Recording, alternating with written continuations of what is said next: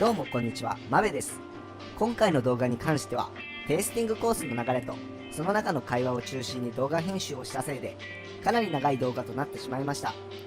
それに加え、動画へのサブタイトルを編集できなかったことも含め、あらかじめご了承ください。今回は、以前の動画でも紹介しました、ダレンバーグのワインテイスティングに来ているんだ。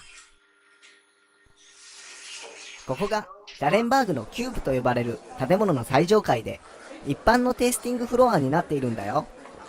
10オーストラリアドル、約820円に、館内入場料とテイスティング料金が含まれているんだ。でも、今回はせっかくなので、ディスカバリーマスタークラスというテイスティングコースを体験するよ。どのようなコースか簡単に説明すると、だいたい90分ほどのテイスティングコースで、チーズプラッターに赤白それぞれ3種類のワインに加え、ミステリー赤ワインがついてくる75オーストラリアドル約6200円の要予約コースなんだ。今回一般のお客さんのベスさん、ベンさん、シンディさんと一緒に同席させていただきました。テラーはダレンバーグのスタッフアダムさんです。では時間が許す範囲でお楽しみくだされば幸いです。それでは後ほど戻ってきますね。This is very incongruous against the landscape, I think, because it's so modern, like modern Well, and it minimalist. sort of blends in. I don't see how, but just something about it. It doesn't stand out like the Eiffel Tower or something like that. You know what I mean? It's just it does gel, especially when it was lush and green, and the vines were lush and green as well. Like everything's dying off now and going into hibernation, but interesting to see what it's going to be like over winter. So we're hoping that it'll do what it's meant to do. The inside is very, I guess, unexpected, especially the ground level. Oh, It's like, blows people's minds. obviously, what, Mona inspired? Can I use No. that word? No. No, you can. That's right. So many people. Oh, it's like Mona. No, no, it's not. It is, but it isn't. Yeah. In so many ways, it's very similar. Mona's Mona, Yeah. and because Jess has been thinking about this for such a long time, like if you afterwards, when you're done, just over there in the car park is that brownstone building, which is the stables. In there is the model that he built 14 years ago, which is an exact replica of this. Even the little army men and the dinky toy cars and stuff like that. So it's it's his original thought, and some say it's they copied each other or they spoke to each other, but who knows? At the end of the day, it's an interesting concept and it's very unique. I mean, it's just ridiculous. Every day I still pull up here and go, wow, especially being on the top floor and having that view every day. And seeing all the storms roll in. This is quite interesting this time of the year, watching everything come in off the sea and down the hills and stuff. So, right, should we get started? Okay, so what we're going to do, we have got 3 whites to try, 3 reds to try, and then we have a mystery wine.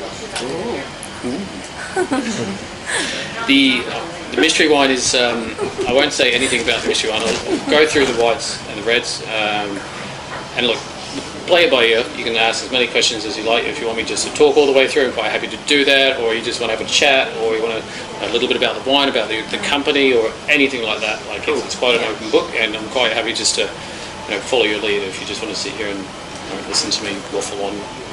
Chat for about an hour. At what time do you have to be finished and gone by a certain time? No, do you want to call it sometime? Okay. Well, that's cool because I've got until about 3:30, a little bit after that, so an hour and a quarter, hour and 20. Yeah, that's Is that okay? Does that sound good for you guys? Actually. Yeah. 3:30. All right. Well, I will go and grab the first wine. Please help yourself. Start nibbling on the cheese board before I do. It's one of the, I would say a disadvantage, but one of the advantages of working here is that you get to, try some of the produce. This is the standard rye or cheese board that we have on offer. It's part of the packages that we have here, part of the experiences. This is like scratching the surface, tip of the iceberg kind of stuff. And I'll tell you about the restaurant as well. It's just, whoa, it's just out there. So there was no restaurant or anything here previously? No, this whole building wasn't here. No, but I mean in another building? Yeah, the red roof building over there. Ours is the old cellar door, which is now called Polly's. So we offer a very casual affair, build your own tasting board, tea, coffee, wine by the glass, that sort of thing. Next to it is Darry's Veranda restaurant, and that's been there for decades. Right. food is excellent. One of my all-time favourite restaurants for years, as long as I've been in this country. It's amazing food. Oh, really? Okay. And it's always busy, always packed out, always booked out. And the style's a lot more casual than the one upstairs? That's really good a la carte. Yep. This is super fine dining. Ah, okay. It's a degustation restaurant. It's an 11-course degustation. It used to be, we had 2 offerings. One was 10 courses, one was 15. And it started, now it's at 195 for 11 courses. Oh, wow. You need That's at all least- there is? That's all there is. That's all there is. But like you call up, make the booking, Yeah. and they go, "What don't you like? Are you allergic to anything? What do you prefer?" And they ask you all these questions, and pretty much tailor make the menu to wow. what they have. Yeah. Wow. And then you don't get the menu until the end. Oh, really? Yeah, because you don't know what you're getting. It's very Heston, Yes. next level Heston. When you get the opportunity before you go down to level 1. Yeah. And then have a look at the kitchen. You can press your face against the glass and make faces at the chefs. Wow. And they're all like, they're all perfectly manicured, I'm sure. perfect hair, because they're on show, and so many people take pictures and everything with them. So, all right, so we'll get the first one. Let me go grab it from the fridge, and I'll be right back. There's heaps of water as well, so don't forget to keep yourself hydrated as we're doing the tasting. The spittoon is there if you want to tip or spit anything out, or you can just drink it up to you entirely. All right. So what I'll do, I'll tell you a little bit about each of the whites, and then I'll entwine it with a little bit of history about Danbos if you're keen. A little bit about us and what we do and what we do well and where we're going and where we've been and what's on the horizon and all that fun stuff. Alright, so the first one is the broken fish plate. Now, this is an Adelaide Hills fruit grown back. I take it you're all from Adelaide? No, Sydney. Out of Towder. Right, so over in that direction over there on the hillside is where I live in Nairn, and this is probably about a 10-minute drive from my house. So Woodside, Lobethal area, there's a lot of vines up there. It's perfect for cool climate whites. So your Sauv Blancs grow really well up there. Yeah, exactly. They're just go over there and have a look at their winery. It looks like it's brand new. It's It was a couple of years ago. if you do the white glove test, it's so clean, pristine. It's bizarre. But the Pinot Noirs up there, the Sauv Blancs, and Chardonnays, reds are very good for cool climate up there as well. But where the fruit grows for this is at one of the higher points in the hills. This is a massive Sauv Blanc. I tried it yesterday. I'm finding it currently like where it's sitting at the moment because it's a year old and it's very aromatic. So there's lots of cut grass and passion fruit characteristics on the nose, which you get from your Sauv Blancs anyway. But it's got like an intense, really boiled over fruit salad sort of kind of wine. It's most Sauv Blancs, most is very sweeping statement, but they're quite bright and crisp, very similar to a Riesling. But this one just sits really quite heavy on the palate.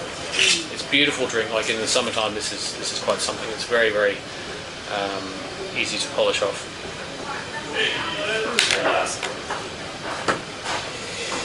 It's quite floral, isn't it? I know. Oh no, this all he finished my notes on. Yeah, like write some notes down, jot some notes, and you can take the map with you afterwards as well if you want to use it as a reference point. So, I mean, it's very pale and it's got a little tinge of hue to it, like it's a very slight lime green to it. So there's lots of citrus characteristics, kaffir lime, zesty peach, right from the front of the palate, all the way through mid down to the back palate. It's very consistent. It doesn't drift off into nothing. Whereas you can get some New Zealand Sauv Blancs which sometimes they're just so airy-fairy and they just disappear and just taste like nothing, unfortunately. But the acidity balanced with the fruit as well, it gives it this beautiful finish. It makes it very, very easy. Not too intense either. Other famous regions, the Loire Valley in the border region of France, where this is not king, but it is very pronounced down there in that part of the world. And of course, Marlborough, New Zealand. I don't know what it was like over in New South Wales and Victoria when, like, South Australia was overcome a couple of years back with imports of New Zealand South Blanc. Was that the same in interstate on the eastern? Yeah, a while ago. States? It's been a while though. Yeah. Like 8 or 10 decades, years since Sauv Blanc was probably. Because then the Pinot Gris became really popular. Fashionable, again, and yeah. It's almost like the Rieslings and the Chardonnays have come back. Yeah. True. People People that- that were on the nose for a long time, weren't they? Yeah, well, that's it. I mean, it's people that were consuming Sauv Blanc. I've had enough of Sauv Blanc. I want to go on something else. Yeah. So Yeah. go for the Pinot Gris, and then the Pinot Gris was in and out, and then Riesling came along, and then people go, well, what's next? So we get a lot of that. People are asking for like a wine that we used to have, which is our Viogna, our last Viogna. So try something a little bit steely and apricot stone fruit characteristics, but. It's weird because people are sort of lost at the moment. I'm finding and asking people, what do you mean? Oh, I used to drink this, I don't like Chardonnay and this, that, But and I the think other. lots of people think Chardonnay is like it was in the 80s. Yeah. and very heavy. That's the thing. Everybody's been tainted with that, and that's stuck in everybody's head. But there are some kick-ass Chardonnays out there. Like, there's some beautiful ones out there, especially from the hills, just in this region, in that particular region. Down here as well, you don't get too much of too many whites. It's predominantly reds, but you know the state does provide a nice mixture of varieties that suits everybody. And did you export a lot? We do.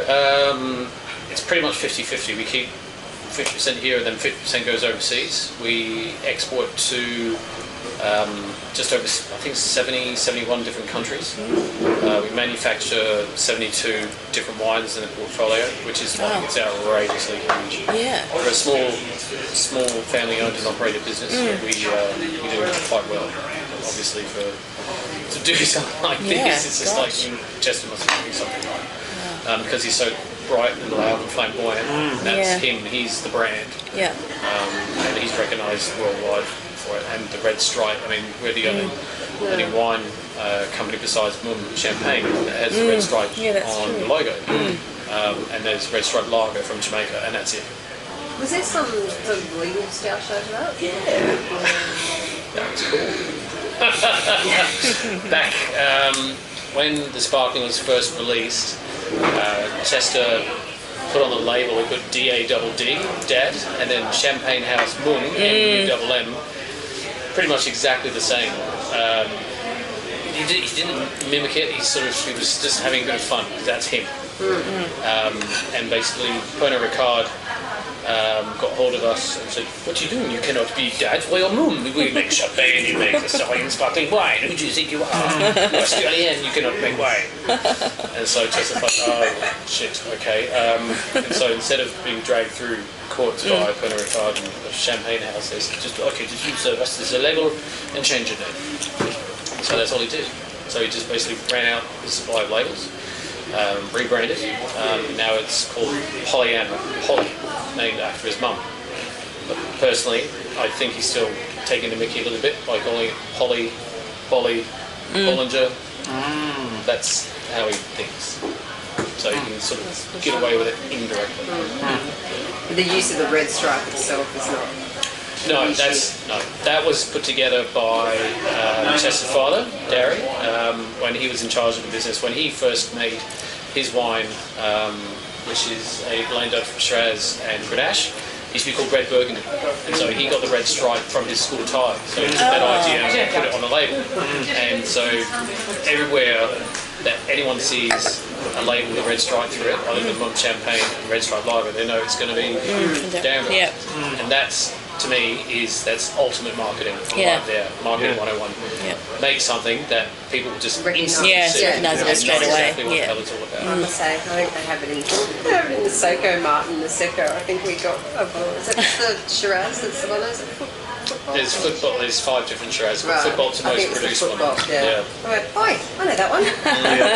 It is, like, you can spot it a mile away. Yeah. That's the thing. And that's why we produce so many wines and sell so many wines to so many different countries, is because of that fact. It's recognisable. Yeah, and it works very well. So where's the production facility? Well, we make hundreds of thousands of bottles of wine. I couldn't tell you exactly how many bottles we manufacture, but going backwards, we have 450 acres of vines, Yeah. all up, just vines. So 72 countries, roughly 72 different wines. Everything's manufactured here on site, which is Here? very, very self-sufficient. So yeah, behind us wow. on the other side of the cube Okay. is the winery, the warehouse, the wine stores, barrel halls, everything like that. Everything is behind us here, and everything's done on site. So Wow. we do all the bottling, the labelling, design, Really? marketing, Gosh. sales, everything. Everything's done. We do have some vineyards elsewhere that people grow for us, which they meet our requirements. So we utilise those producers and class it as our fruit, which it is theoretically. But yeah, it's a huge operation. And with vintage, like you wouldn't know vintage has gone on here. You don't see the tractors. Obviously, it's nighttime harvesting. But when I turn up for work, it's quiet. You see a few people sort of milling around the winery and go, "Oh yeah, we just crushed 3,000 tons worth of fruit in the last 4 weeks," and Wow. you couldn't even see it. It's pretty cool. It's very cool. The nighttime harvesting. The idea behind that is the vine goes to sleep, so that the sugars aren't flowing through the vines as much as they would be if they were awake.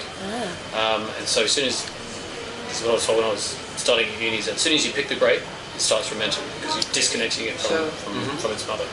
And so it starts, the sugars increase, the acids go up or down, into the bin and off to the winery as soon as you can. Then it starts fermenting. If you leave it out in the sun or leave it when it's warm, it starts fermenting, gets hot. The pH level goes through the roof, or the bottom drops or rises, and all these different factors, and it can just really tarnish your wine. So yeah, a lot of picking is done at night time. When I used to work at this other winery up in the hills where I lived, it was 3 o'clock in the morning start, or start at midnight, finish at midday on the tractor, chasing a harvester, picking grapes all night, and it's insane. It's so cool though, it's so much fun. It's obviously done mechanically though. Yeah, there's a lot that's, I would say 90% is done mechanically. There are certain vines and vineyards that are done by hand. But there's like gangs of people that'll come in and it'll just blitz a whole vineyard in a day. They'll do 20 acres in a day. You get a gang of 12 people. And So which ones are handpicked? so well, it depends on what the winemaker wants to achieve. Right. So there's the rosé, some of the Sangiovese I believe is handpicked, and the Shiraz for that wine. So it goes through carbonic maceration where they add whole grape bunches to fruit that's already been processed. But it depends. Some of the dead arm is handpicked. Some of the amazing sites, the super premium range that we have is handpicked because some of the vineyards are quite small. Like for example, the JRO Shiraz single vineyard is half a hectare, and you only get a ton of fruit off that, which is nothing. You've got to make X amounts of dozen from that particular wine. So depends on what Chester wants to achieve with the wine, really. What the market dictates as well. So it's a bit of both, coming and going, and chatting to producers and chatting to growers, chatting to consumers, chatting to people that are selling the wine. And go, Sablon's doing really well this year, and so they get ready for that, they gear up for that, and then hopefully that'll move into the next vintage, and then so they roll with that. It's a bit of a roll the dice and see sometimes. It can be a bit tricky. Next one. So this one, Roussan. This is one of my favourite wines favourite wines out of the whole portfolio. That's a biodynamic one. The description that I give to people about this wine, on the nose, it smells like chamomile, herbal tea. On the front palate, primary fruit, it's a mango, papaya, tropical characteristic. And then mid palate, I'm not sure. I ask people this: I say, do you feel that on the tongue? And what I find is that when you bite into a pear, you have that little bit of flesh, and then you have that slight abrasiveness on the sides of your tongue. But you get a dryness and a bit of sweetness at the same time. This originates from the Rhone Valley in southern France, the appellation of Hermitage. And it's got another two are the two varieties that grow there as well, called Viognier and Marsanne. I call them the three brothers because they're very, very close in aromatic structure. Unique, fantastic by themselves, but then you mix the blends up, put them all together. Like we've got one which is a Viognier Marsanne, which is divine. They all taste really good. No matter if you put the Viognier and the Marsanne together, or the Roussanne and the Marsanne, they all taste very, very nice. You make all these weird and wonderful combinations. That's what it is. So again, the appearance is very, very pale, a little bit of light straw, and it's not too dry, but it's not too sweet as well. It's just on the slightly sweeter of being dry. And I think if it was any sweeter, it would just put you off the wine altogether. I think it's beautifully balanced. There are hardly any producers in the country that manufacture Roussanne. Yep. My understanding, from what I've been told, from what I've read, is that it has to have the ideal growing conditions. I'm not familiar with the other regions in the country that's similar to McLAREN Vale. It's very European, Mediterranean climate down here, and where the money spider grows, the soil profile is predominantly sand and lime.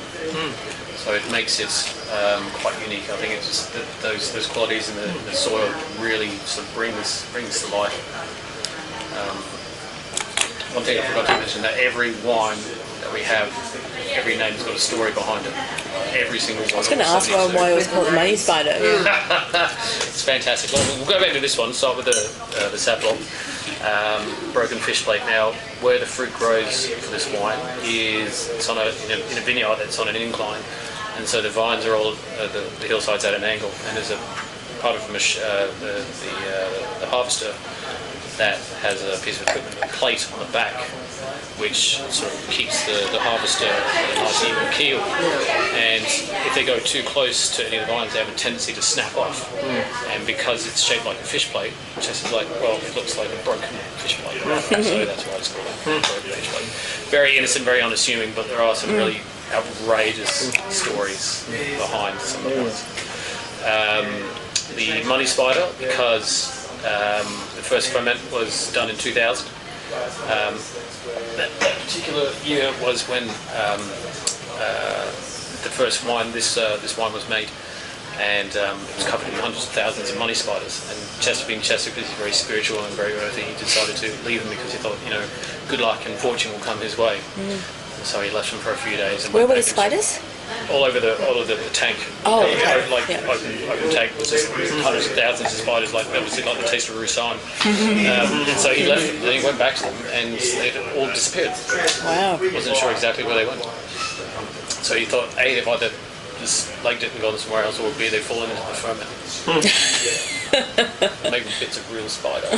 Delicious. Extra crunch. Extra crunchy. I like it. So the reason I like this, I mean, not only because of the wine, but because of the label itself. You've got the vine leaf in black, then you've got the veins of the leaf that look like a as spider. Yeah. I think it's like these are this range is called the artisan range, because they all have black, white, and red branding. But it's wine that so many people love because they're used to jumping around from Sablon to Riesling to Pinot Gris. They want to try something a little different, and it's a shame there aren't that many producers in this country that make this. I know Chateau Tabilk in Victoria make a single varietal Marsanne. I'm not sure if they do a Roussanne. I know Yinlamba do a Roussanne, but it's tricky, as I say, to grow over here. But it's a shame it's not a growing variety that people recognise. But time will tell. But yeah, it's predominantly grown over in the Rhone Valley. So the French must know exactly what they're doing.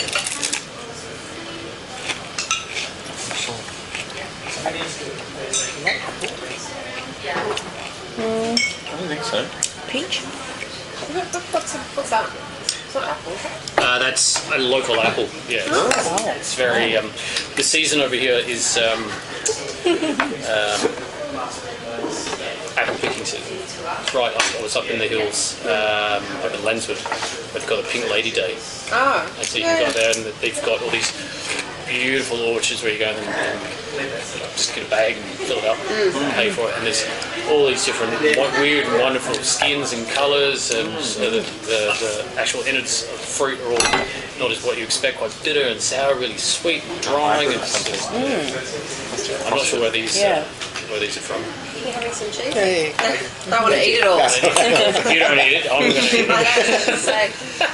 Be careful, I'll find that I'll eat it all. There's nothing wrong with it, that's what it's there for. Make sure you eat it all. It's very good.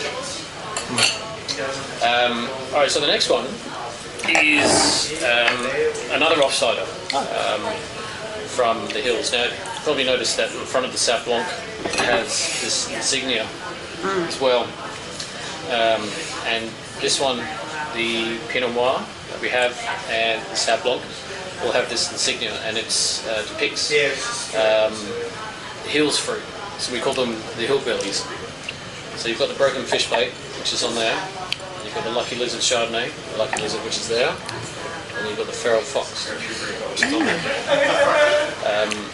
So this one, the Lucky Lizard, it's called the Lucky Lizard. This is a pretty cool and cute story.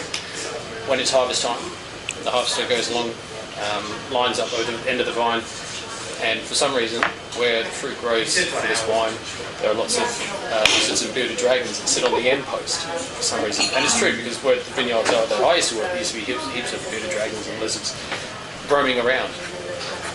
And what happens is that the harvester goes over the lizard as it's picking fruit, and the lizard gets processed when it gets harvested with the grapes. Hang on, no, don't screw your face up, it's not that bad. And then it goes through the conveyor belt, and it gets spat out into the bin with the rest of the fruit. So what you do, the chase driver in the tractor has bins of fruit, takes it down to the winery, empties it out into the crusher, into the noisy crusher. And the crusher is very delicate, and so when it does, the lizard goes through the crusher and then comes out the other side alive, because it's that gentle. Oh, so the lizard's not dead yet, even The lucky lizard.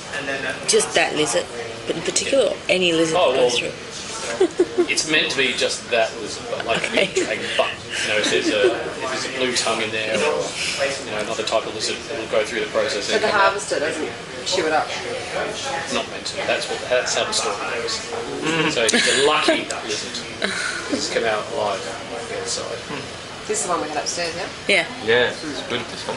Yeah, this has gone through a bit of wild ferment. So it's about 15% wild ferment. It's been fermented and used French oak for about 7 or 8 months. The idea behind that and the other whites that we produce is that Jesse wants the fruit to speak for itself and doesn't want to be beaten up and thrown around, because he wants it to be vibrant and just let it do its own thing, as opposed to manipulating it to the point of like, oh, that's not right. What is the wild ferment mean? Wild ferment is basically leaving the fruit on the vine for a stint, just leave it on there for a little bit longer, so it just gets a little bit richer, a little bit more acid. As in it's picked late? Yeah, a little bit later, not much. Yeah, okay. You could probably. What I've been told is that you can, like, you've got 6 rows in a vineyard, you'll pick 5 of them by machine, and then go back a week later, and then pick it again, because it'll just ferment a little bit more. It makes a big difference. I'm not sure if you guys are familiar with malolactic fermentation. It's when you've got this one acid and it turns into another acid. And the idea is that if you go through, this has not gone through malolactic fermentation, so it hasn't changed from one acid to another. But when it does go through that process, it introduces like a rich, creamy, buttery, popcorn, caramel sort of characteristics, like a big oak Chardonnay. This tastes like it has gone through malolactic fermentation because it's a big Chardonnay. It's beautiful for what it is, and it's I don't know how he does it, but it's great. The way it's come out, it's beautiful. It's the Chardonnay is one of, if not the most planted variety in the world. And if you, what's your, on a scale of 1 to 10, 1 knowing very little about wine and 10 knowing everything, where does everybody sit roughly? Yeah, somewhere in the middle. Probably. So it's less. Yeah. 3 or 4. 3 or 4? Yeah. About the same? About that? Okay. there's a great website and great book. I put this on to everybody, even if they're like right at like an 8 or 9 or a 10. It's called Wine Folly. Yeah. Check them out. And it's a great resource just to have on your bookshelf or on a webpage, because there's lots of characteristics, there's lots of diagrams, there's lots of information about who plants what at what percentage and where it originates from and who grows this and that and the rest of it. And Wine Searcher, another web page, is really good. Every great variety, and it's like wiki. I do find them quite good at Wine Searcher. It's fantastic. Go to the wine rack and go, oh, what is this one? Is that the app that you can take a picture of the label? I don't know if you can That's Vivino, I think. Vivino, yeah, that's that right. one works really I guess well. it's one where you type it in, but it's good if you pull wine out at home and you go, is this something I want to open on a Monday night? And you go, oh, it's actually quite a nice one. Don't share that with guests. So the Chardonnay, this one is remnant of French Chardonnay as well. So around the Burgundy and Chablis areas in France, and Chester's done a lot of vintages overseas. So what he's learned over those years and still continues to pick up overseas, he brings back and utilises here. Old world, when I say old world wines, wines from France, Italy, Spain, are very, very different to a point. Australian wines are very, very big and bold. Even when you have like a Tempranillo, for example, you put it up against a Spanish Tempranillo and an Australian Tempranillo, the palate is very different. The weight on the palate is very, very different. The fruit is very similar, but the way it's manipulated over here, and it has a lot to do with the terroir, which is the climate, the soil profile, and all these little key factors. They are very similar, but again, so very different. Alcohol content of the Australian ones is much A higher. lot higher. Yeah. Yep, that's correct. Yeah. Why is that? The fermentation process, the yeast that are used.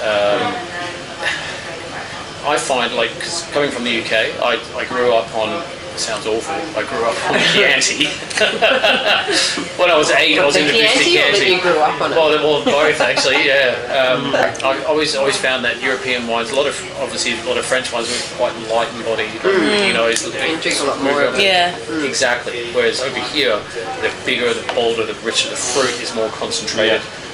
Therefore, the alcohol will be higher. But that's partly dictated by the preferences, isn't it, of the local market? Exactly. There's so many people out, but to get the nice and the right balance, you got to extract the right phenolics out of the wine. You've got to get the alcohol at the right level. If it's too high, it's too hot, and then the wine becomes like drinking a straight spirit, and you lose all the fruit, lose all that characteristic.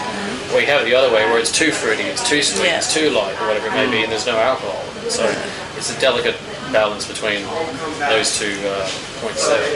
But as a general rule, Australian wines are higher in alcohol. The Americans, West Coast, are quite high as well, but not as high. Like I think the highest we've got is about 14.6, 14.8, the Amazing Sights range, which is a single vineyard Shiraz. But yeah, it is a very tricky balance. But this is a fantastic. Just getting back to the Charlie, like it's beautiful. Like it's very.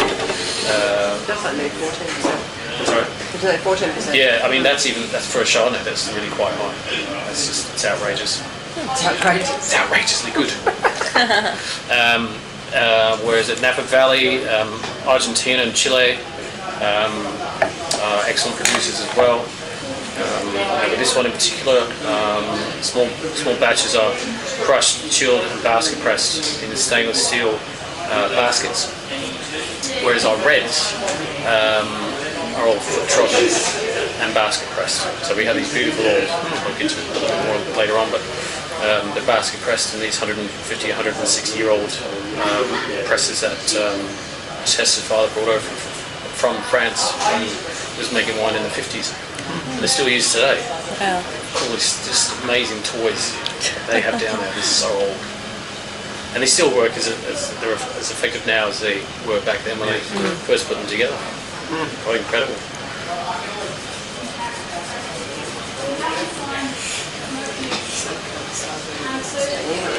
Very nice that Chardonnay. Yeah, it's when was it? End of last I'm happy with that. December.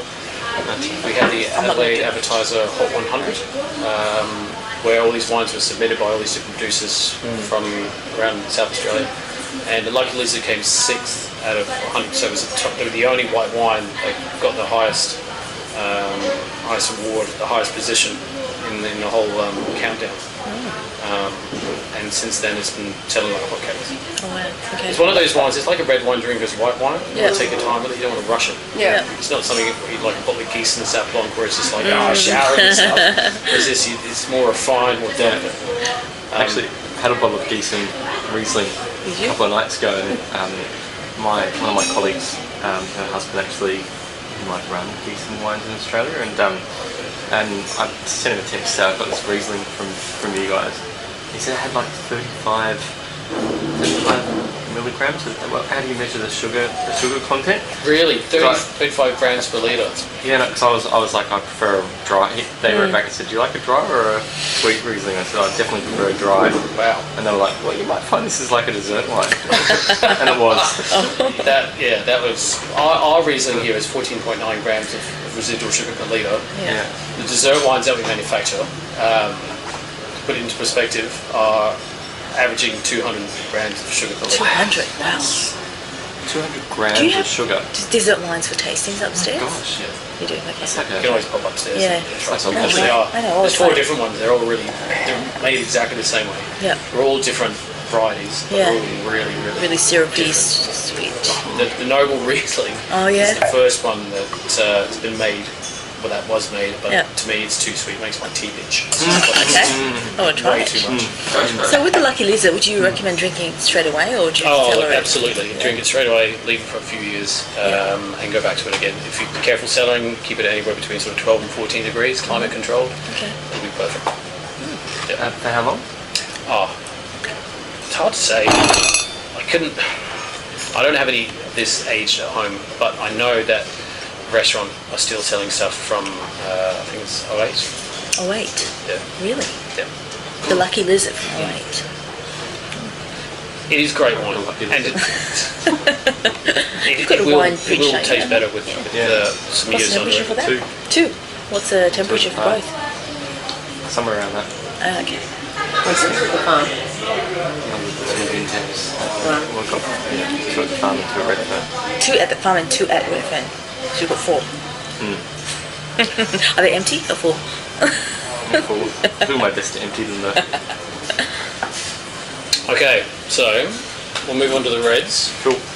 So if you haven't finished, either feel free to finish them. Might want to give your glass a little rinse out, and then you can tip it straight into the spoon. You want to have And then it? we'll start doing There you go. Pinot Rouge.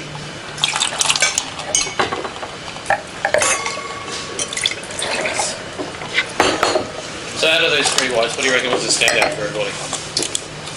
For me, probably the Chardonnay. Yep. I like the Roussan. Yeah. Me too. Yeah, Yep. that was nice. I think we had the Chardonnay upstairs. Sorry. No, it's good. I'm trying to impose Roussan onto everybody, but I just want people to, when I do tastings for people upstairs, I want them to try it and experience it. Yeah. And just I really liked it. I I really liked it. I probably couldn't drink a lot of it though. Oh really? Yeah. Kind of it's one of those ones where I Chardonnay. The the Roussan. Roussan. Yeah. Yeah. I probably enjoy like maybe 2 glasses. Yeah. I don't know. Well, it's about That's probably enough though. Part of the appeal for me is the fact that it's organic taste. and biodynamic Yes. as well. So Yeah, I was going to tell you all about that. It's quite an interesting project that Chester's been working on. It's a 20-year project, so it's taken him all this time, or taken us all this time now to start to reap the benefits of something that was put on paper 22 years ago. There's the Money Spider and the Anthropocene Epoch, which is a Mencia, which is a Spanish variety that you use for making sangria, chilled reds, stuff like that. It's quite light, but at the end it's quite high in alcohol, but it's cracking wine. And those are the first 2 out of the portfolio that have reached that vintage where we can certify them to be organic and biodynamic. when did they get the certification? Like recently? Recently or how many years When? has it Oh, a been couple of going? years ago. Okay. Yeah, I think the organic side came first, and then the Yeah. biodynamic came after that. I think once you get the tick on one, then you can prove that this is what you're worthy of doing and what you're capable of doing, and then they give you the other tick. Okay. But what is happening is that Chester is reverting back to the way his great-grandfather was making wine. So when Joseph was around, everything was just Mother Nature doing its thing. So Chester's a 4th generation winemaker, isn't he? Is there a 5th generation winemaker in the making? I'm hoping he's going to adopt me, but he, I know, right? It's like, wishful thinking. But he's got 3 daughters. Yeah. And the eldest is 21, and she is studying alternative medicine at the moment. They don't really have a flair for the wine industry just yet. But saying that, We'll encourage them. well, all it takes is just like this would make your life. Yeah. You can turn this into a partners once Good idea. I'll copy your idea, take that of mine. But it's Alicia's 21, Ruby is 18. She's downstairs working today, and his youngest daughter Mia is 16. And so there aren't any guys in the family, any boys. That's okay, you don't have to be a boy to be a No, true. Exactly, but we're not quite sure yet exactly who's going to be taking over. Chester hangs up his spurs, but we'll see. It'll be a while yet. It'll be a while, yeah. I mean, he's 50. When's Chester's birthday, Lincoln? 50 years ago. So he's not that old. He's got a long way to go, yeah. I mean, his father, Darry's 91. He's living proof that red wine's good for you. Living proof. And he's a lovely, lovely soul. That's what I keep on telling Chris. Pour me all this red wine. That's right. Things at the afterwards. Does he not drink it? No, it's a terrible burden that I've got because whenever I open something, I've got to have the whole bottle. I know. You can't. He doesn't drink at all? At all? I've got a dodgy lid on this one. I'm going to go upstairs and swap it out. I'll be right back. Okay. So please just enjoy it. Thank you. And this is from the vineyard, which is just situated over here. It's on the far side of Coppermine Road. It's a very cab Sav. And then we've got the Denon to finish. Oh, so we're finishing with the Denon. Put my glasses on.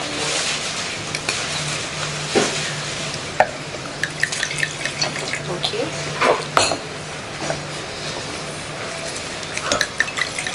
We like a good Pinot though. Ever since we did our Tassie trip, and sort of I've moved lighter. My little cycling trip through central Otago, was I mentioning that yesterday? Yeah. That kind of re-enlivened my life for Pinot. Well, when we did our South Australian trip, I was all about Shiraz, and then of course then we went to Tassie, and I was like, oh okay, there's not so much Shiraz here, so I like to have a Pinot, and I kind of haven't really gone back. I find it can be a bit sort of insipid or Pinot? Yeah. Yeah, Michael's not a big fan. So the Pinot. Now, from the Adelaide Hills, again from roughly the same region where the Chardonnay comes from, so the back inside Loganville area, the highest point. This is from a vineyard that we don't own, but people grow this fruit for us, which is a very small percentage of our portfolio. It's not much at all. The appearance clear, medium, ruby garnet sort of colouring through it, a little bit of brick redness, a little tinge of brown. It's 3 years old, this wine, but saying that it's got a lot of potential. The primary fruit is quite noticeable. It's not too overpowering. Of recent, I had a Pinot Noir from the Coonawarra, and it was like a really rich Cab Sav. It was weird, and I find that personally that Pinots in Australia are still on a learning curve. I think New Zealand New Zealand Pinots are absolutely fantastic. The Mornington Peninsula makes some very nice Pinots, but I think other regions are still learning to that point. I think it's just a very tricky thing to try and grow and manipulate, to be honest. My previous employer said exactly the same thing. He's been a winemaker for 12 years, and he said exactly the same thing. He said he's finding it very, very tricky to manipulate Pinot. What do you mean by tricky to manipulate? Just because it's a variety. It's not like it's robust. Oh, okay. It's quite light and delicate. You have to treat it with kid gloves. Yeah. But that's the challenge of being a winemaker. Yeah. Being able to pull it off at the end of the day. Is it quite a tangy, this Pinot? Yes. Yep. The back palate is quite dry and tannic. Chester has a tendency to make tannic wines. even when there's an abundance of fruit roaming through the palate, the finish can be quite drying on the back palate.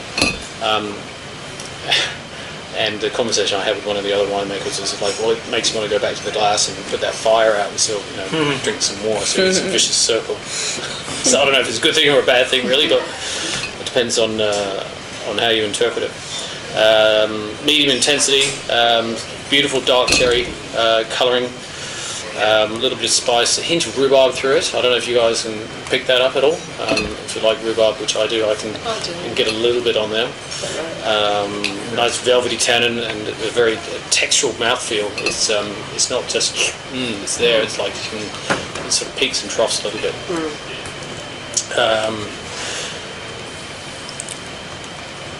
Other regions, Burgundy in France is notorious for Pinots and always has been, and that's the jewel of the crown over there. There are some absolutely fantastic examples of Pinot over there. There's some beautiful aged Pinot, beautiful fresh stuff as well. They cater for everybody and people that want something a little bit old, a little bit more richer and intense. Burgundy's the place to go. Have anybody been to Burgundy at all? No. Go, because it's beautiful. It's stunning. Is it? Yeah, and make sure you go to Alsace. Yeah. And go to Champagne. I did go to Champagne. Yeah, I went to Champagne as well. Yeah. Is Champagne in Burgundy? No, different. but it's when in I Rome, was like, I didn't realise I was there. stunning part of the world. That's one of the reasons I love watching the Tour de France. Yeah, Because it's then the you can go through all countryside. the beautiful countryside, all the vineyards and the chateaux. Does Pinot age as well as other reds? Not particularly. It's not like a Shiraz. It's because it's quite light, acid structure, and the fruits sort of go hand in hand. And if you have an over acidic Pinot, you'll just lose all the characteristics because it's very light and delicate anyway. So if you have too much of an acidic base to it, it'll last, but you'll lose all that characteristic. Okay. So don't try and lay them down for too long. No.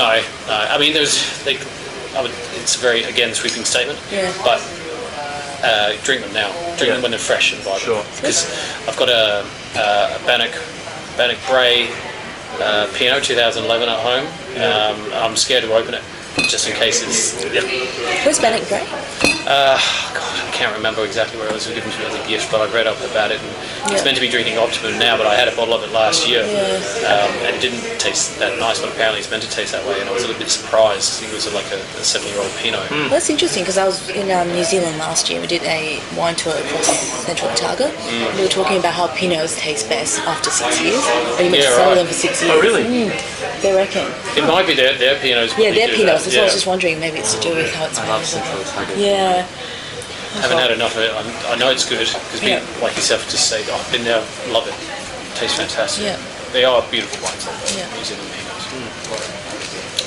But this one, I reckon, give it a few more years, even though it's 3 years old already, and that tannic, astringent finish on the back palate will dissipate quite nicely, and the fruit from mid palate will sort of drift across to the back palate and just ease that dryness a little bit, which I'm hoping, or we're all hoping really. Everybody likes the Pinot, but it's just that they're not expecting that dryness. Yeah, it wasn't either. Now, just in my notes here, the point of difference for D'Arenberg's Pinot is that after gently crushing the grapes, transferred to a 2-ton open fermenter, and 15% whole bunch is cold soaked for 3 days prior to wild fermentation. So what they do, they let it sit there and they just let it close up and be itself. It doesn't really open up like a flower. And then when it's the wild fermentation, and basically just let the natural yeast take over that fruit. So once it's opened up, the yeast gets the wild natural yeast go into the fruit and sort of manipulate it. So without any intervention whatsoever. And going back to Chester's methods of being organic and biodynamically, Mother Nature did its thing. Very clever, but I'm interested to see what the whole organic and biodynamic version of this will be in the next couple of vintages. I think it'll be something quite exciting. It is noticeable, according to the other winemakers, that they can detect the difference between the organic and non-organic, and use of chemicals and minimum irrigation from vintage to vintage. which I just find astonishing because that's a gift if you can pick that on the palate. Very interesting. Absolutely. And there's no fining or filtration prior to bottling, so there is a very subtle hint of a little bit of cloudiness in this, but then again that lets those phenolics come through on the final end of the fermentation process, which I think adds a little bit more volume and body to the wine. When you say no fining, That's basically, you know when you're making coffee from coffee grinds and you've got a massive paper filter? yeah, Same sort of process. right. Okay. So you basically, it's like osmosis, same sort of thing. You won't be able to get, what they do, they would say make the pores larger so that bigger compounds will be able to pass through that filter and then get into the wine and add a little bit more characteristic to it. So the stricter the fining process, the less prominent characteristics can appear in the wine. Does that make sense? Yep. Yeah. It's interesting because there's so many people out there that are making wine with no fining or filtration, and it looks like dirty puddle water. It's quite interesting, but then you taste it, it's wow, it's amazing. There's Kaleski make an orange wine from the Barossa, which is I think a bit of a mad scientist experiment. It looks fantastic, but unfortunately it doesn't taste as nice as it looks, which is quite interesting. Because I think you've got to experiment, especially in this country, because the wine industry is so fickle, and little things like this, like no fining and filtration, does make a difference. People that understand wine, they want something a little bit different, and that's what Chester's trying to allude to, because they don't do that over in France for this grade of Pinot. So it's always thinking outside the box, something a little bit different. All right, so the next one, the Cab Sav. Let's check the time. Cool. That's right. One for the left, one for the right. Cabernet. Now, this one, along with the Dead Arm, and as I was saying, the Ironstone pressings are all the same vintage, so they're all 2015, and they've all come out at the same time. So they've only been in bottle for, I think it's about 5 or 6 weeks now. So in regards to age, it's a 6-week-old baby. It's not very old at all. It's got a long way to go. This wine can be aged up to 15 or 16 years. Wow. Keep it under the right conditions. Again, back to the 12 to 14, 15 degrees. If you haven't got a wine fridge, get one. Yeah, They're the best thing to have. Could have space for it. What's the other one called? Enigmatic, where you've got the wine bottle in this beautiful display, and it's press the button and it dispenses automatically. They're so expensive, but you can open up a bottle of wine and leave it there for 3 weeks. Who has a bottle of wine open for 3 weeks in their house? Like, not many. So Cabernet is, the clone for this wine is nearly extinct. It's a very, very rare clone of Cabernet that Chester got his hands on many, many years ago. I believe Darry would have been the one who would have got the clone from France, and there's only a handful of other people in the world that actually have this particular clone of Cabernet. I find it quite distinct compared to other Cabernets. I'm not a guru or extremely knowledgeable person about Cabernet, but this one, characteristics are quite prominent. So you've got the red berry, blueberry, chocolate mocha, a little bit of cigar box, pencil shaving sort of characteristics on the nose. On the palate, it's quite rich and it's a little bit chalky on the palate with mid palate. Again, that's the potential that you can feel that that in a few years' time it's going to be better down the line. And again, finish is quite tannic, quite dry. It is. And with time, again, that will dissipate, and the whole primary, secondary fruit will just push all that away, and it'll just turn into something quite rich and velvety. So those characteristics I was mentioning will really develop and get bigger and bigger as time goes on. It's a nice deep purple, ruby colouring. Nose is full of plums, black currant and cassis, with a little bit of mint. Violet fragrance with the touches of cedar, so that whole cigar box, pencil shavings. I hate using those terms. Cigar box, pencil shavings. People look at you and go, really? How often do you go around sniffing cigar boxes? I was thinking, pencil shaving smell like? Do you remember that when you were a kid? Woody, yeah, with lead pencil. Yeah. Yeah. It's every week because my. You just skip that one straight to pen. I had an iPad when I went to school. That's right.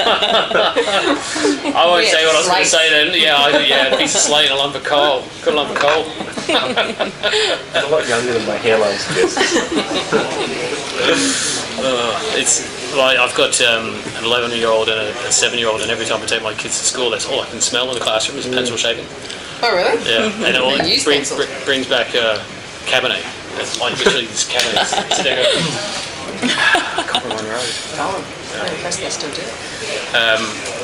Pronounced intensity, like it's just out there in regards to Cabernet level of intensity. You can't go any higher necessarily, and that's because of that particular clone. It's just right there on the limit. Any closer, then it'll fall over and just turn into something else. Completely weird and wonderful. Cassis, licorice, bay leaf, plum fruit mixed with earth and graphite. Now, the smell of graphite. You know what? Familiar with that at all? No. I can't describe it. Go and find a graphite pencil and smell it. Just rub your fingers and then rub against your nose because you'll get that on the nose as well. Dry to medium with plenty of acidity and tannin. Medium full body with pronounced flavour intensity and medium bodied minerally finish. Again entwined with that graphite and the tannin and the astringency on the back palate. The regions other regions that it's famous for Cabernet, Bordeaux, west coast of America. They love Cabernets and Merlots over there, and Zinfandel. Cabernet's king over there. There's a great documentary with Oz Clarke and James May. They travel up and down the west coast of America in a camper van in Winnebago. It's one of the funniest things, watching two middle-aged men go on holiday with each other and just go out and drink up and down the coast of California. It's very enlightening. Gives everybody great perspective of what Americans make, and most of it is all Cabernets. The different styles, again, the coastline there represents what we have down here as well. That resemblance from the different soil profiles. It's a fascinating geological area down here, and that's why there's so many producers down here and so many people making so many different wines, because they see that over in California or over in Germany or over in Chile they have that, but it's reflected here. And Barossa is very different, Clare Valley is very different, Langhorne Creek and everywhere else is very, very different. But what they have, we have here as well. So it's interesting how it's all compressed into one little area. Saying that McLAREN Vale is quite big. It goes all the way up to Woodcroft, which is about 15, 16 k's away, maybe a little bit more, and then further south as well. So when you pop back upstairs, you look out the window, look towards the ocean, and you see the peninsula jetting out over there. That's how far down McLAREN Vale is. It goes down to the southern Flinders Ranges. So it is a decent area, but it's not as big as like the Barossa, for example, where you just get lost. Yeah, great place. Now, our point of difference for the Cabernet is that small batches are gently crushed and then transferred to 5-ton headed down open fermenters. So when they're headed down open fermenters, basically they're these huge open fermenters, and the ones that we have were set up by Joseph Rowe Osborne, our first generation winemaker, and are still in operation today that we use. And they're just massive, huge wax-lined tanks. And so what they use is these big planks. You see those things on the wall there? So they lay them out in the fermenters, and then what that does, that pushes the cap down, and then it sort of mixes everything together like a blender, so to speak. And then you get more phenolic extraction out of the fruit, from the skins, from the pulp. It's weird how a piece of wood can make so much difference. But those are very cool ones. You can see the wine's dried and encrusted on the outer side of it. It's pretty impressive. When they first put them in here, that's all you could smell. I think we just got used to it. Yeah, it makes a big difference when it comes to the fermentation. And foot treading 2/3 of the way through fermentation, and then basket pressed in those big wooden 106-year-old presses matured in old French and American oak for up to nearly 2 years.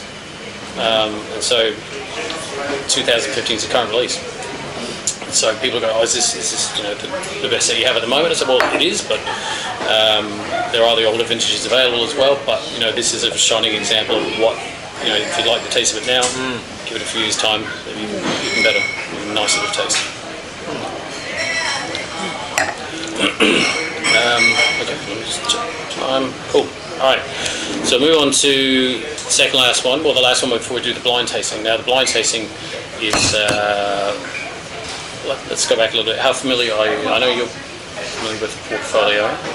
About yourselves, what do you like with the reds? Oh, out of yours? Yeah. The only one I actually know is the dead arm. Okay. All right. So this is going to be interesting. So, speaking of which, the dead arm Shiraz.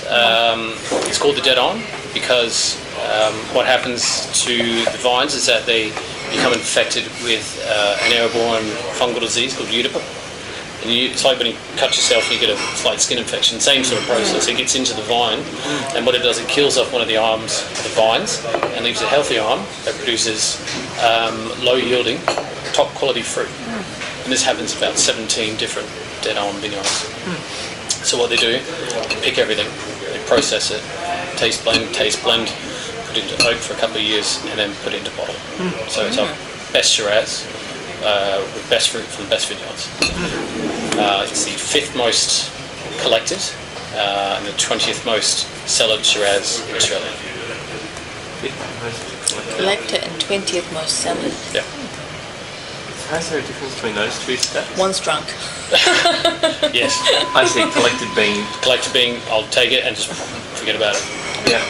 And cellared being... They'll take it, sell it, and drink it. Oh, I see.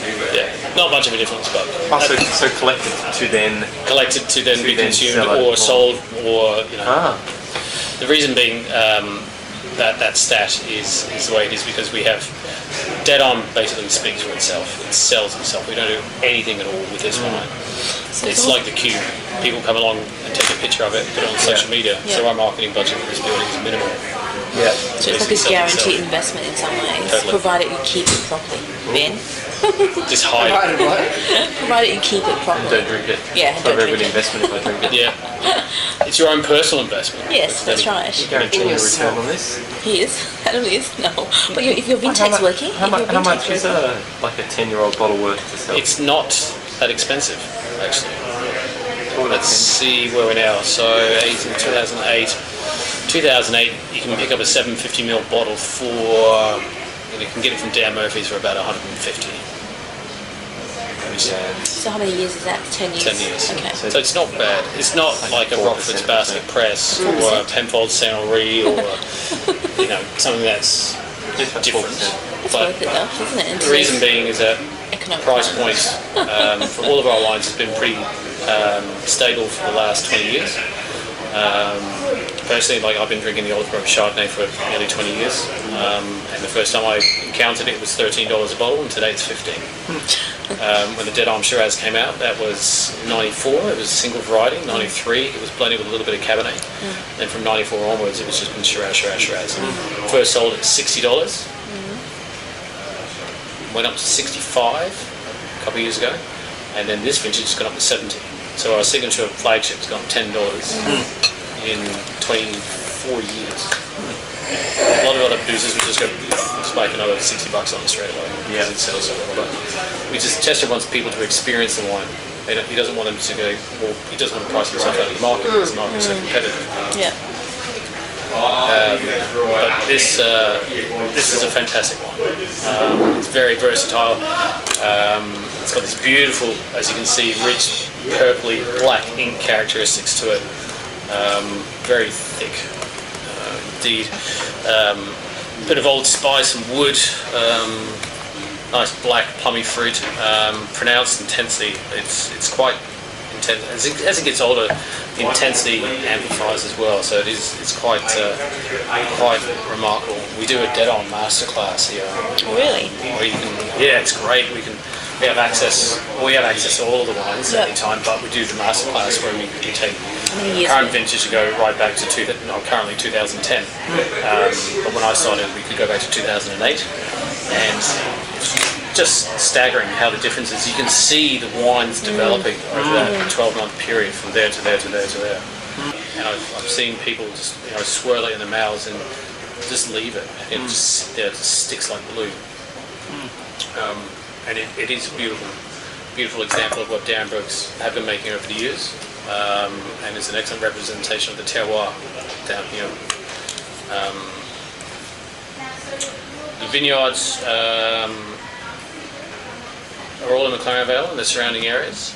For this particular wine, dead arm vineyards are scattered amongst the regions here and come from different soil profiles. So there's not all, say, 10 or 12 or 14 vineyards in one profile. They're scattered over about 15 or 16 different profiles. So you get all these different single vineyard wines that are blended together to make this. And that's what we're doing there, the masterclass. Is that the blending. blend your own wine Yeah. masterclass? Yeah, that was the other one I was looking at. Just go nuts. Or you can make your own wine. You get 3 different types of single vineyard dead arm. Yeah. And then you have a sample of this, and then you get to try it, and then you get to match it as close as you can. That would be fun, wouldn't it? That sounds like good fun. People just, they love, there was this lady, I remember doing one of those, some people, and C, there was A, B and C sample, I think is the best. And this lady just went, oh yeah, just tip it straight into her bottle, slapped a label on it, but of course she goes, that'll do, and then just sat there and just drank the rest of the afternoon. Like, okay, we're done. Okay, that's, enjoy. But yeah, like it's a great experience that we do for people that are interested. Now with the dead arm, it's foot treading occurs 2/3 of the way through the ferment, and then basket press and transferred into a mix of new and old French and American oak barrels to complete the secondary fermentation. So that's where you get that real richness, and with the new oak you get that French, a little bit of spice through it, and the used oak you get that minimum extraction of like a bit of a richness, of fullness, a little bit of creaminess on it as well. It's very hard to try and pick it, but I always encourage people to drink more of the dead arm because it does really open up after a time. If you drink a bottle every fortnight or whatever, then you understand it more and more, and you consume it with either yourself or with food or a certain time of the day, and all these different characteristics come out of it. Highly recommend to decant it and get some air through it because it can make a huge difference. But yeah, it's beautiful wine, very nice indeed. Let's go. Once a fortnight. Can we? Not one We're not allowed to buy any wine, full stop. Okay. Good. Yeah, it's nice, isn't it? I mean, it's me working here. Like I've been spoiled with all the wines and had access to pretty much everything and anything. And I used to relish the dead on. Now I go for back vintage dead on. If I want to buy anything, or I buy wine from the amazing sites, because that's where my palate is at the moment. When I first came to this country, Custodian Grenache was what I cut my teeth on. I just fell in love with it, and then that was it. And then Where are you from? UK. Where? You actually don't have Yeah, a you very don't have strong... No, I've been here for You can only pick it up every now and then. Yeah. 20 odd years, 22 years I've been here. But my brother's a bit of a geezer, so he's just Have you lived in different parts of the UK though? Because you don't even have particularly strong... I'm half Canadian as well, so it's a bit of a mixed bag. But you spent time in Canada. Which half? Yeah, 12 years. Okay. 12 years in Canada. Canada. Yeah. Well, that would explain it then. It's a bit more of an international... Like I was in South Africa for 2 weeks, and I picked up the accent when I was down Oh there. yeah, it's easy to do that. But you dropped that one. Totally, very good. I don't tell people I'm British when I go on holiday, I tell them I'm Canadian. Speaking of Chester, there he is, just walking up the footpath. Got some guests. He's got a very calming shirt on today. Yeah, well, he's got the same outfit in the Instagram got picture, his- I think. Got his cowboy boots on. He does as well, I think. Yeah, he likes it. Funny man. 20 So million. does anyone live here on the property? Yeah, Gary, his father lives behind these pine trees here, No. and then Chester lives about 100 metres further on that way. Yep. Yep. Do you want anyone more else? No, you're all good. Okay, so I'll be napping.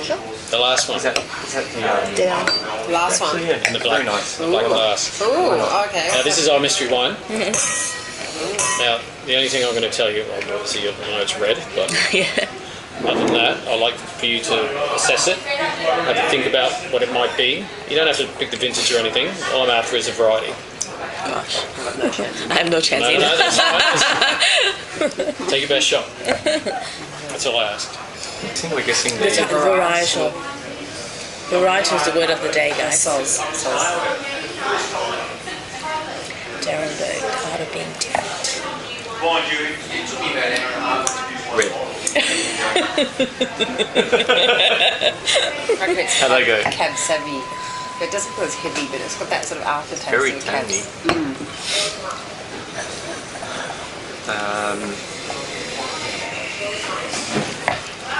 So in the black glass, so we can't.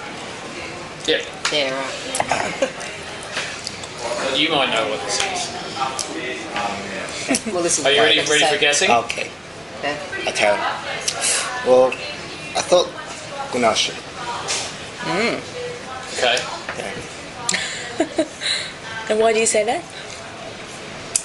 Because it was, I think, typical Gunash smell. Comes in. It's quite aromatic. Yeah. Yeah. Okay. That's what I thought. Yep. It is good Gunash. Okay. No idea. It's red. It's in a glass. Red, alcohol. Is there any resemblance between that and any of the reds that you've had today? I don't think so. Okay. Yeah. So you don't think it's I was Shiraz I was a or bit cab. No, I don't think That's it's. I don't think it's a Shiraz. I was a bit cab savvy. Could be a cab. Is it a blend? What don't ask me, honest. No, I don't know. I was gonna say, but it's like 4 bags always a Merlot, isn't it? You're not sure. So many people ask us for Merlot. We don't make a Merlot. Yeah. Because it's people that are getting into wine, especially reds, want something that's smooth, pretty, and easy drinking. Or from the other side of the spectrum is something white and sweet, so Moscato usually. Clue? Benny, give us your best shot. I was going to guess Grenache as well, but for no other reason than guessing Grenache. And copying. And copying him. I was going to say it beforehand. Oh, I actually couldn't tell you why though. Like as in, Ah, right, I okay. just tasted it and went, I reckon it's Grenache, but wouldn't have a because clue. this is one we haven't had. No, that just doesn't seem to me to smell or taste like No. Yeah. any of the three Yeah, I've that's had. No, I'd agree. That's what I think too. But Obviously, yeah. No, I actually am not sure. What do Yeah. you think? Quick guess. What's your guess, Nicole? No, I thought it a You bit said sort of cab cab savvy. Yeah, you said savvy, cab but not savvy. as heavy. But definitely similar sort of tannins. I was going to say, besides the tannic finishes or anything else that you can pick up in it that you might think would be resembling anything you've tried before, like today. It's probably like one of the ones we've had. Yeah. All the I boring. was going to do that. What I was going to do is going to get one of the whites and leave it at room temperature and see what, because it'll be Different. so different. Yeah, yeah. Like that Broussard. You can't pick it when it's warmed up. Alright, put you out of misery. Oh, drum roll. Dun, dun, dun. da, da, da. It's one of our most produced wines Ha! I knew you were going to say that. Oh wow, it is a Shiraz. for bulk Shiraz. Wow. I didn't taste the Shiraz at all. It's Delicious. this wine is very meaty. It's got grippy tannin. It's Very tanniny. very Yeah. tanny, very heavy on the palate. It's not It's too more over dominating with the cab-savvy, fruit. This is a very stereotypical, well, very good example of Shiraz McLAREN Vale.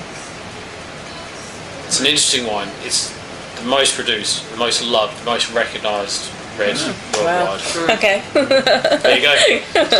In the Seiko Mars. Yeah. It is, isn't it? So I can almost feel it on my teeth. You know how you were saying before about the sugar on your It's almost like It coats, like it's a bit Yeah. furry to a point.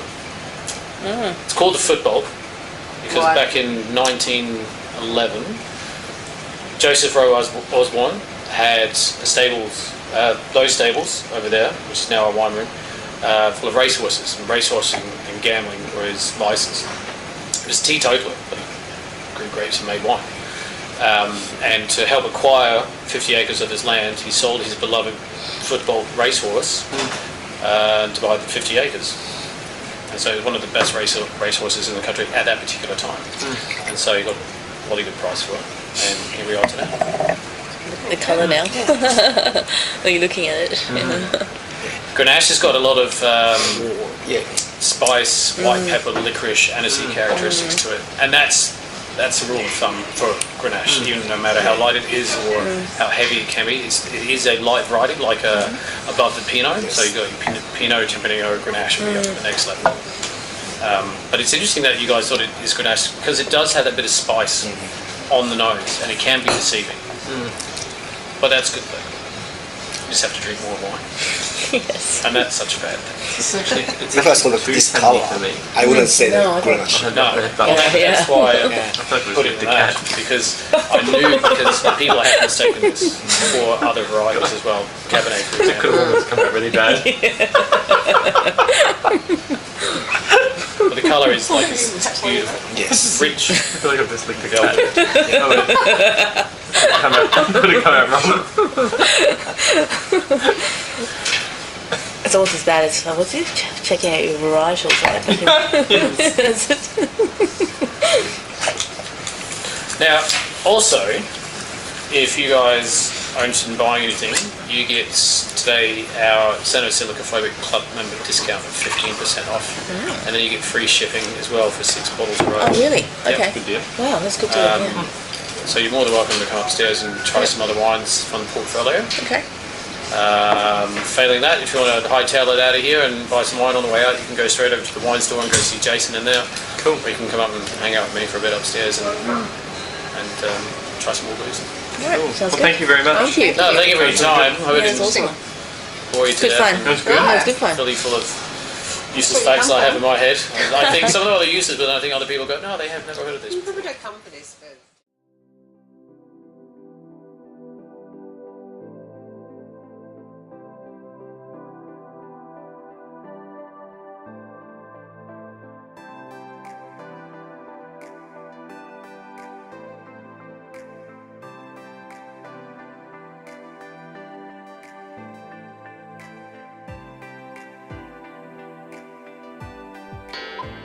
長い時間お付き合いしていただいてありがとうございます。これからも試行錯誤しながらですが、動画の質を高めていけるように頑張りますので、よろしくお願いいたします。動画へのコメントや高評価もお待ちしています。チャンネル登録もしていただけるとめっちゃ嬉しいです。では次の動画でまたお会いしましょう。一匹狼マーヴェリックコーチでした。チェアーズ。